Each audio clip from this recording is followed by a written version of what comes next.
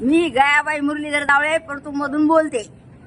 योगिताबाईचं आम्ही भाषण ऐकलं आणि पुरी मॅडम लतापुरीबाई मॅडमचं भाषण ऐकलं. इतकं आम्हाला खूप छान आवडलं. त्यांना सांगितलं, आपल्या फडणवीस साहेबाबद्दल सांगितलं, एकनाथ साहेबाबद्दल सांगितलं की आमच्या खूप अंतःकरणामध्ये मुरलं ते भाषण.